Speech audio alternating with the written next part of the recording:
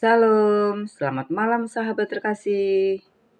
Di penghujung hari ini, kita datang kembali kepada firman Tuhan untuk menenangkan hati dan menyerahkan seluruh perjalanan hari kita ke dalam tangannya. Ayat yang kita renungkan malam ini berasal dari Mazmur 86 ayat 17. Ini adalah doa Daud di tengah tekanan hidupnya. Ia berkata kepada Tuhan, "Lakukanlah kepadaku suatu tanda kebaikan." Doa ini sangat sederhana, tetapi sangat dalam. Daud tidak meminta kekayaan, ia tidak meminta kehormatan. Ia hanya meminta satu hal, yaitu tanda kebaikan Tuhan. Karena Daud tahu jika Tuhan menunjukkan kebaikannya, itu sudah lebih dari cukup untuk mengubah keadaan.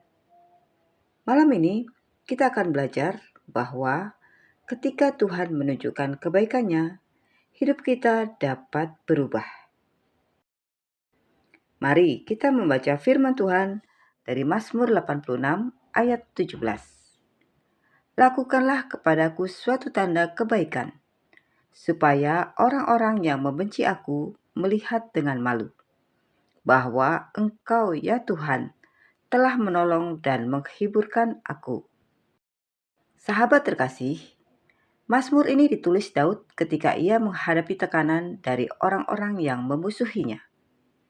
Ia dikelilingi oleh orang-orang yang tidak menyukainya. Ada yang ingin menjatuhkan dirinya, ada yang ingin melihat ia gagal. Situasi seperti ini tentu sangat menyakitkan. Tidak mudah menjalani hidup ketika kita tahu ada orang yang tidak menyukai kita. Namun, Daud tidak memilih membalas. Ia tidak memilih membuktikan dirinya dengan kekuatan sendiri. Ia datang kepada Tuhan dan berkata, "Tuhan, tunjukkanlah kebaikan-Mu." Ini menunjukkan sikap hati yang sangat dewasa. Kadang dalam hidup, kita ingin membalas perlakuan orang lain. Tetapi firman Tuhan mengajarkan kita sesuatu yang berbeda. Biarkan Tuhan yang bekerja. Biarkan Tuhan yang menunjukkan kebaikannya dalam hidup kita. Sahabat terkasih, Daud berkata, supaya orang-orang yang membenci aku melihatnya dan menjadi malu. Artinya, ketika Tuhan menolong Daud, orang-orang yang menentangnya akan melihat bahwa Tuhan berpihak kepadanya. Namun, tujuan utama bukanlah mempermalukan orang lain. Tujuannya adalah agar orang melihat bahwa Tuhan bekerja. Ketika Tuhan menolong hidup seseorang, itu menjadi kesaksian. Orang lain melihat bahwa Tuhan itu nyata. Seringkali kesaksian yang paling kuat bukan berasal dari kata-kata, tetapi dari cara Tuhan bekerja dalam hidup seseorang. Sahabat terkasih, ada seorang pria yang dikenal sebagai orang yang jujur. Ia bekerja dengan sungguh-sungguh dan tidak pernah mencoba mencari keuntungan pribadi dari pekerjaannya. Namun, suatu hari terjadi masalah di kantor. Sejumlah uang perusahaan hilang. Manajemen mulai mencari siapa yang bertanggung jawab. Tanpa bukti yang jelas, beberapa orang menuduh pria ini. Alasannya sederhana. Ia terakhir bekerja di ruangan tersebut. Situasi itu sangat menyakitkan baginya. Ia merasa diperlakukan tidak adil. Beberapa rekan kerja mulai menjauh darinya. Ada yang bahkan berbicara buruk di belakangnya.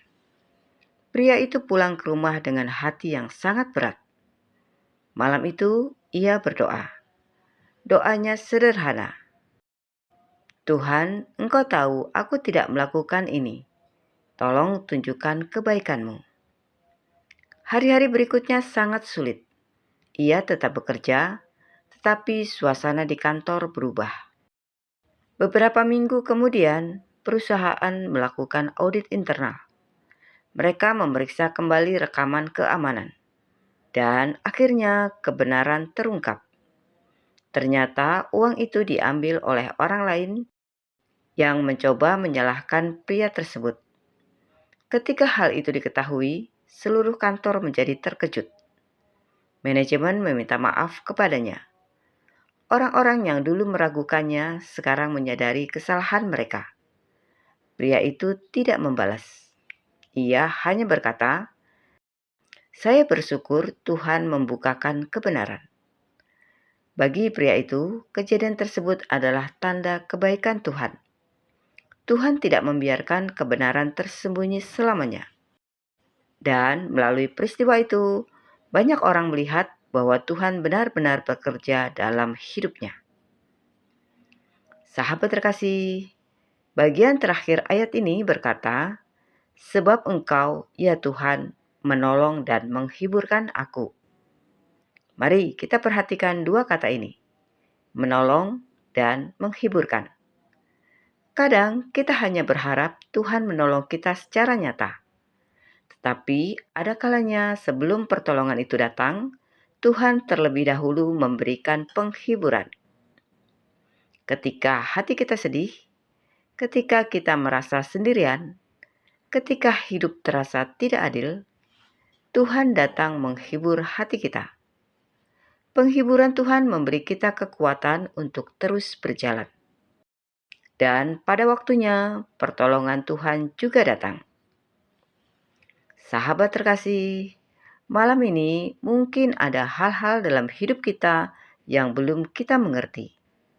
Mungkin ada perlakuan orang yang melukai hati kita. Mungkin ada situasi yang terasa tidak adil. Namun, firman Tuhan mengingatkan kita, Tuhan melihat semuanya. Tidak ada yang tersembunyi darinya.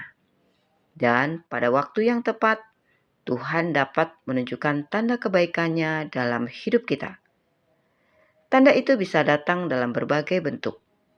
Kadang melalui pertolongan yang tidak kita duga. Kadang melalui pemulihan keadaan. Kadang melalui damai sejahtera di dalam hati. Yang pasti, Tuhan tidak pernah meninggalkan anak-anaknya.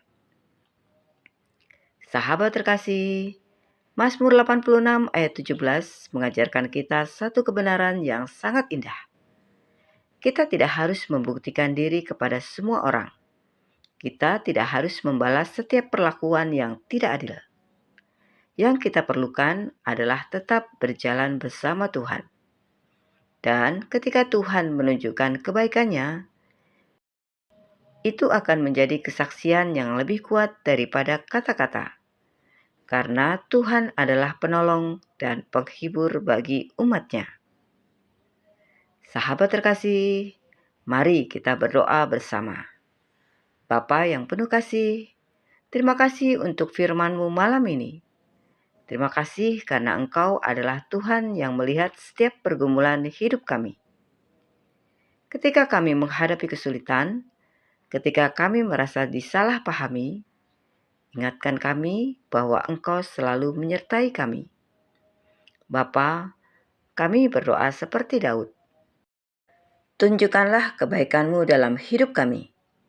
Berikan kami kekuatan untuk tetap berjalan dalam kebenaran. Dan penuhilah hati kami dengan penghiburan-Mu. Kami percaya Engkau adalah Tuhan yang menolong umat-Mu. Di dalam nama Tuhan Yesus Kristus, kami berdoa dan mengucap syukur. Amin. Sahabat terkasih, kiranya firman Tuhan malam ini mengingatkan kita bahwa Tuhan tidak pernah meninggalkan umat-Nya.